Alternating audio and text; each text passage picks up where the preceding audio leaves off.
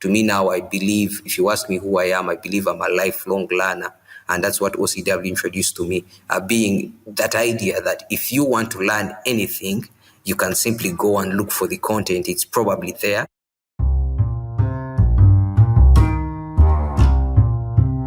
Welcome to Open Learners, a podcast that tells the stories of learners all over the world who use MIT's OpenCourseWare. I'm Emmanuel Olimika Sigazi, an open learner myself from Kampala, Uganda. And I'm Michael Jordan Pilgreen, an open learner from Memphis, Tennessee.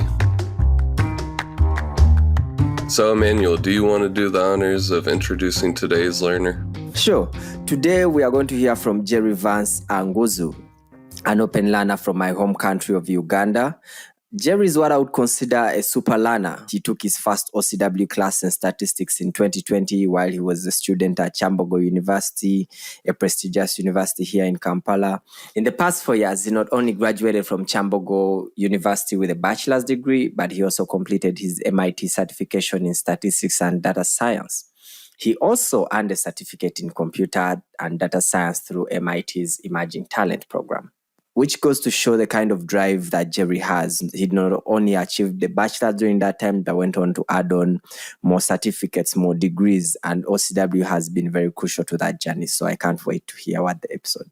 Wow, Emmanuel. So he's really done a lot of different programs at MIT. It's so impressive. For those of you who don't know, MIT's Emerging Talent program is a part of the MIT Jameel World Education Lab. It is formerly known as MIT React, and you'll hear us refer to the program as both MIT React and Emerging Talent throughout the interview. Calling the program by its current name, Emerging Talent develops global education programs for talented individuals living in challenging economic and social circumstances around the world. Emerging Talent is a year-long program of courses and workshops. Its goal is to give participants tools to advance their careers. Jerry was just one of 50 people to be accepted in the 2021 cohort, and he hasn't let the skills he acquired there go to waste.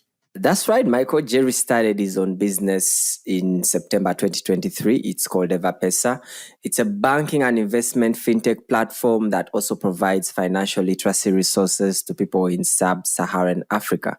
Jerry is going to tell us all about that during the interview, but I have to say he's really meeting a real need on the continent. How did you first meet Jerry, Michael? It's funny, I think both you and I met Jerry through LinkedIn right after the COVID pandemic. Yeah. And we sat down and talked to him about his journey through COVID. And this was before he had graduated from the Emerging Talent program. And we were just so fascinated by his story and his drive to continue his education despite being the sole income earner in his household during the lockdown. This is such a great conversation, Michael, actually. He talks about doing online courses without a computer or Wi-Fi, which is very impressive and harder than it sounds. He talks about how the pandemic affected him and his family and how he grew from entering data to owning a business in just 4 years, which is impressive. Jerry's journey is really incredible, but let's hear from Jerry himself. Here is our conversation with Jerry Vance Anguzu of Kampala, Uganda. Let me introduce myself in my mother tongue. There's a lot of cultural diversity in Uganda. Today, I think if this is the opportunity I have, I want to say something in a different language, a Ugandan language, but probably one many people around the world have probably never heard of. So that particular language is called Lugbara. I come from the northwestern part of the country. So let me introduce myself. Maru Anguzoye, ale MIT OCW nimba, bari ki amani lessons ki fe, amani afa lazu, tale computer mafaki lazu, so bari ki alangba. So what I simply said is, my name is Jerry Vance, and fun fact, my last name, Anguzu, it's in the same language, and it simply means long journey. That's really cool, Jerry. In our first conversation we had, when Emmanuel, you and I met just kind of informally before this all became a thing, I'm interested to go back to before COVID. when you were kind of using OpenCourseWare, but before emerging talent and all that. Maybe you could tell us like what your day-to-day life was like. I started getting, when I was still in high school or towards finishing my high school, I knew I wanted to get a career, particularly in the financial space. To be specific, I wanted to be a trader. I got to watch this documentary about the Black and Scholes model, which really got me so interested in the whole financial landscape.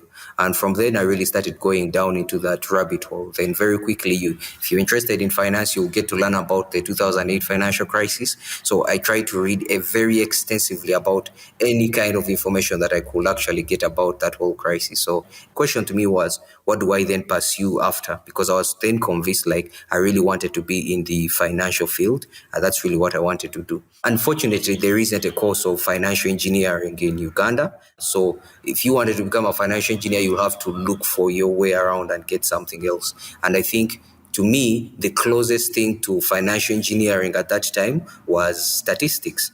Around that time now, when I started doing the math, trying to study and all that, however, it very quickly became obvious to me that I might not be able to derive the kind of value that I really want from this particular course, because it so happens that the course was very theoretical in nature. There were really very few practical ways or to see how you can actually make an application of all these various concepts that you're studying. So from then, I started really looking for content, looking for, can I get certain types of content which can supplement me so that, yes, I am doing this course because as a person, I'd always been a very, very curious person.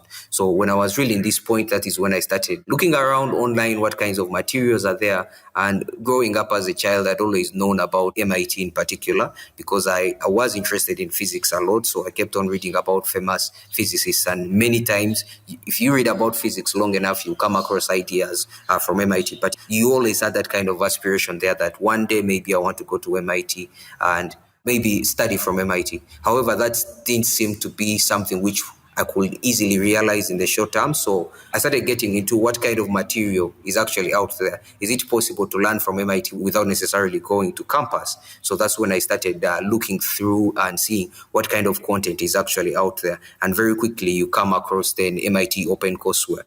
It's very hard because on the one hand, I have all this classwork I have to do. On the other hand, I'm trying to learn something which it is related, but then it's not particularly what I am studying at the university. So you have to create your own time to do that kind of extra study, which was a problem because you have exams, they're examining you on what they're teaching you at the university, not necessarily what you're interested in learning. So I tried doing the course, but several times I couldn't manage it. Like, you watch a couple of lectures, you're unable to follow because you've never really programmed a computer. So you get lost in the weeds. You don't know what to do next. So you abandon the course. What happened after you took that course?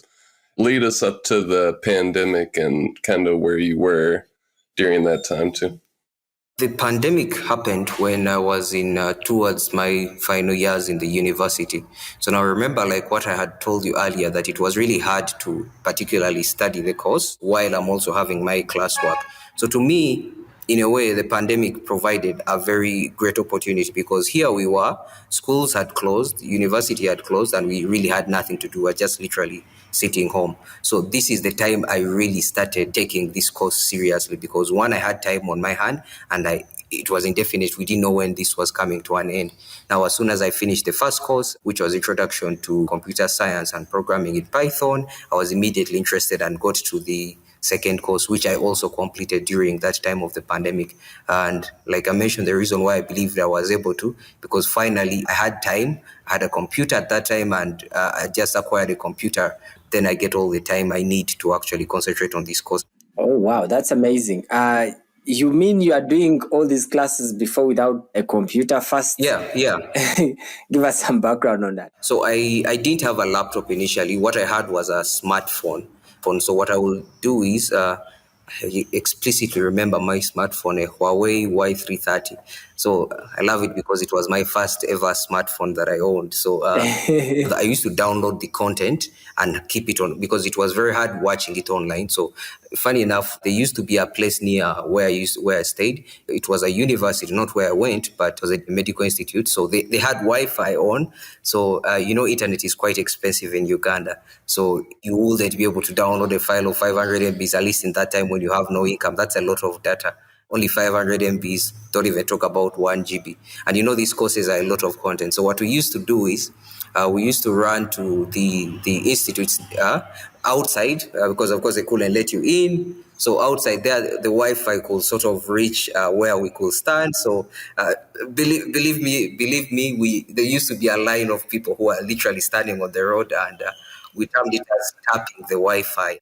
In hindsight, when I think about it, it might also be one of the reasons it was initially hard for me to complete the course because, yes, you go through these videos, but you have nowhere to practice it exactly. I used to download a number of apps, the number of coding apps you can have on the phone, but those I feel like are not the most effective ways. But yeah. Yeah, it's cool. So you mentioned you didn't have any background in any of this. What was your background? Like, what did you study in high school?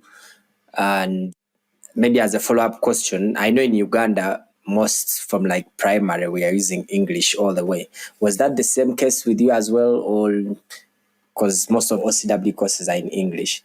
Yeah, English is I believe now it's not the official, but it's one of the official languages in Uganda, English and Kiswahili. So for me, English has never really been a problem. It's something which I learned from way back when I was growing up. So that was really never a challenge in terms of communication. I'd always known how to speak English for as long as I can remember. During my high school in Uganda, so you study a lot of courses, especially in lower high school. So when you get to upper high school, that's when you specialize. I particularly did physics, mathematics, and economics. Yeah, I always loved physics. Like I mentioned, I thought at one point I was going to be a physicist. I love physics too. Yeah, and chemistry. Chemistry didn't love me back, but it's a whole other story. Yeah, and just, we do have a global audience, so I'm curious, Emmanuel or Jerry, if you want to talk about this. How was the pandemic in Uganda? How did it impact you? And then how did having access to online education, and, we'll get into it here in a bit, but having access to that online community help you during that time too? When the pandemic started out, all schools, all institutes of education, those were the first ones which ended up being closed, right? So now when that happened, we all thought, I believe like everyone else, that maybe this is something which is going to take a week and this gets resolved, maybe 2 weeks at most or whichever. Now, very quickly, the situation starts to escalate. It's now not just schools which are closed, businesses get closed down. Now, this really, to us, from my experience, it presented a very big problem because you see, in Uganda and maybe most of sub-Saharan Africa, particularly for our case, most people live hand to mouth, right? So you go to the market, you're probably selling something. So whatever income you're going to get from that particular sale of that day, that is what is going to feed you. You do not have any kind of social security net or anything which is looking out for you. So you don't have any savings. Basically, you need to work to be able to eat. You need to go to work to earn some money so that you can be able to buy food. So when the pandemic comes and the economy is literally shut down, that became a very, very difficult period because getting food itself became very hard because there was now no kind of economic activities taking place. Remember, everything remained the same. There's still rent which had to be paid. Funny story, because during the time actually when the pandemic started, I was renting out a hostel, the university where I was staying, but now because of the pandemic, there was really no money to pay the rent. It was a really difficult and challenging times. Yeah, I understand you. That is when I saw that the online education, it was really a savior, to say the least. One, you didn't have schools. It reached a point it felt like there's no other opportunities which are going to come around because you see, you're betting your entire life and your entire career on this education. You're going to get this university degree. And then you start to know people who are sick. Then you start to know people who passed on. So it's something which starts becoming personal. I also come from a family which has several people in it. which is really a typical African family. They're not really nuclear families. It's really an extended family. You have cousins of cousins of cousins all staying under the same roof. So everything becomes challenging. All these mouths have to be fed. So there was a lot of really strain. And to me, studying online seemed to be an escape.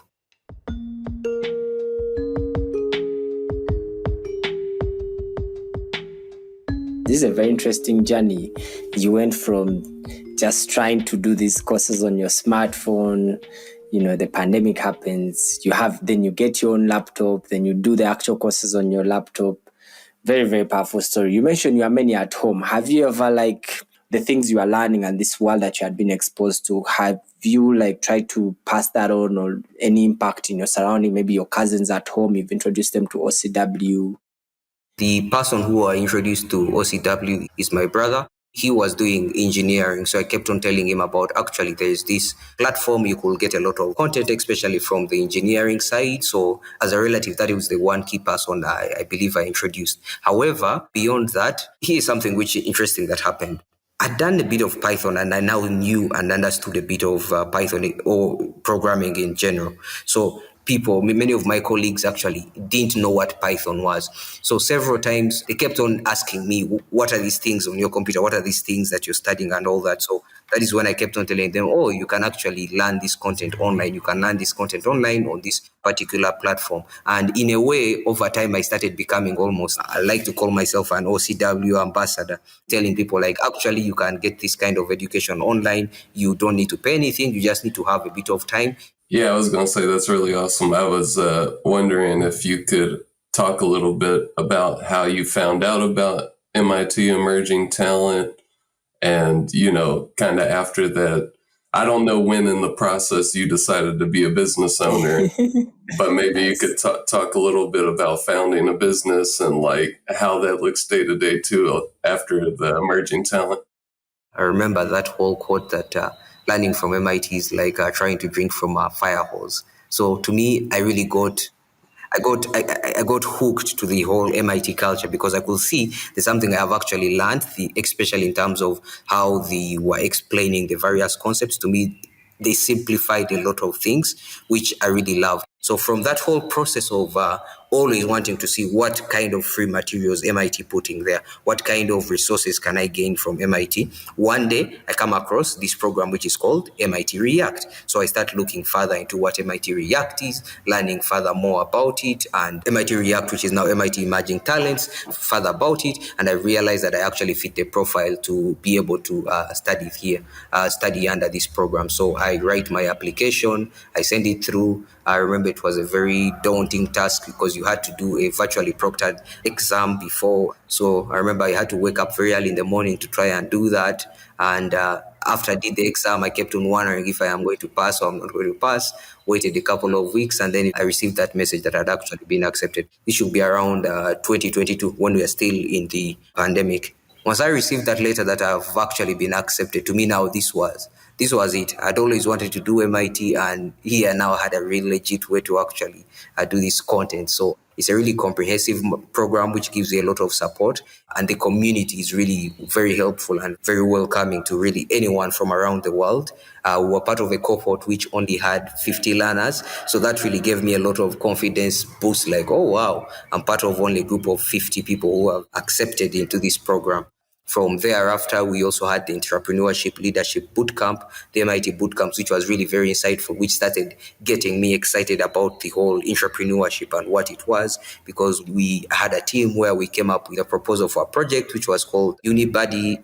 Unibuddy was supposed to be an educational platform for young kids. Unfortunately, that didn't eventually come to become a real company, but I'd gotten the key principles in terms of what a company is, what a startup is. I then knew for sure I really wanted to do entrepreneurship, and I really wanted to apply the skills I have, not just to really do a job, but really also to be an entrepreneur. So around that time, I needed a job, so I started really writing applications when I had also finished the MIT React program. One very interesting thing that I really want to note out is I kept on emphasizing it in terms of my qualifications, putting forth all these various certificates that I had actually gained and my MIT React qualification. And this is really what got me into the interview rooms. I'll be frank with you. I managed to get a number of interviews and I eventually landed on a job with M-Copper. So what M-Copper is, it's a solar company. They have a pay-as-you-go model for retailing solar products and mobile devices. In a period of about 2 months or so, I went from being a data entrant to the BI department, which was really the data backend and the data analytics sides of the business, because that was the field that I was interested in, which to me really now puts me into the trajectory of this career in a technical field, in a data science field. How do you see yourself now, ever since you started doing OCW courses? How has your identity, reflecting on your journey? How are you, Jerry, as a person, do you feel have changed because of OCW? I feel like OCW has helped me a lot, especially in terms of my career trajectory, because I could literally attribute what I do now, the jobs I have done, in one or another. They have a direct link to me having to learn about OCW, whether that is through the first initial programs I took to simply learn programming, or through the Emerging Talents program. So to me, it really broadened my view about the world. I was living in a confined world of where I didn't know all these other things existed around the world. So to me, that was really transformational. And I keep saying this, to me now, I believe, if you ask me who I am, I believe I'm a lifelong learner. And that's what OCW introduced to me, being that idea that if you want to learn anything, you can simply go and look for the content. It's probably there. You can go and use online materials and then you get to learn that. Like in my business, for example, we have to start doing accounting recently. And I just figured, wait, I'm not an accountant. I don't have background in accounting, but then there's online content for accounting. So recently I took another course, especially in understanding the key financial statements for a business, which is the balance sheets and the income statement. So learning what are they, how they function and all that. So to me, that is really the eye opener I got from OCW, that if you want to learn anything and if you're interested in anything, there's always content that you can refer to.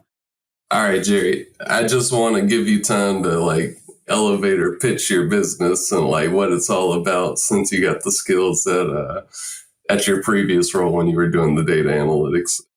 Maybe just to lead into that, after I do data analytics for a while, I almost start to get bored of that because I felt like I am being underutilized. I really wanted to be able to build my own products and to channel my own destiny. I wanted to do a switch into software engineering, which I successfully did. I got a role as a software engineer, which really gave me a steep learning curve because I could already program. Now I just needed to fill those last gaps, especially in learning front-end technologies, JavaScript, React. So when I did that for a couple of months, and I figured that I was now a bit comfortable enough, again using online resources to learn how to code, how to taught myself. When I figured that I would now do that, that is when I decided that I now need to be able to build my own products. I went back to my old childhood dreams of my interest in the financial field, looking at the financial crisis and all that. Finance seemed to be a black field no one wanted to go into. But when you go back to the basics of finance, it's really an enabler to help people. So to us, really, to how do we best help people? And that is when we came up with the idea of Everpesa Technologies. In Uganda, the financial sector is still largely underdeveloped, which is true probably for the rest of sub-Saharan Africa. Very few people have bank accounts, and majority of the population is still unbanked. So they're unbanked in the sense that they do not have access to the more formal financial institutions. However, there are informal financial institutions which are available in the country in which they are actually able to bank their money. Now, these are usually like the village bank, the local bank. Now, one of the key challenges to these kinds of institutions, because they are informal, a lot of their processes and methods are also very informal. For example, the bookkeeping is completely paper dependent. So what we decided to do with Everpesa is how are we able to help and digitize these informal institutions? So how are we able to bring in technology to help and digitize them? So what we are simply trying to do is to digitize these institutions and bring them into the formal line with our core banking system.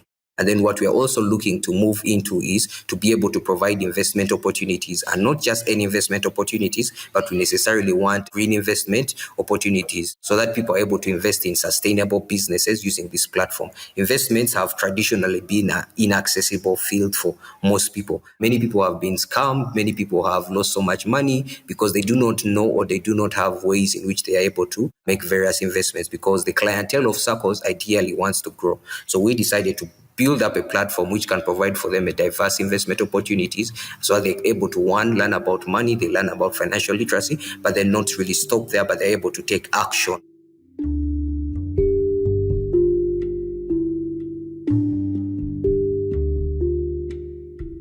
That was such a cool conversation. Jerry really is a super learner. From OCW to emerging talent, he has taken full advantage of what MIT has to offer, and he's now a business owner. What's your biggest takeaway from the conversation with Jerry, Michael? I think for me, the biggest takeaway from talking with Jerry is that, just as his name implies, learning and growing and discovering who you are as an individual is a very long journey. Jerry was willing to stand outside in the heat or the rain to download courses that a lot of us that have it freely available on our phones would never do. And that persistence paid off for Jerry. And I think it became a beautiful journey for all of us. And I hope his journey also inspires others to continue to persist. What about you, Emmanuel? Yeah, I feel you. The persistence is what also got to me. He talks about having his first smartphone, a Y3, and I personally have this experience. I know those are not very powerful phones, but it goes to show that whoever you are, with whatever resources you have, you can begin from anywhere and you will get to whatever goal, whatever stage. Thanks to everyone for tuning into our conversation with Jerry Vance Anguzu of Kampala, Uganda. Don't forget to check out Everpesa. We will put a link in our show notes. And we'll be back in 2 weeks with another story from a different learner in the global OCW community.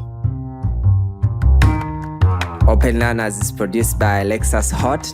Special thanks to the supporters and donors who make OCW possible. To learn more about MIT's OpenCourseWare and to check out the courses mentioned in this episode, visit the OCW website at ocw.mit.edu.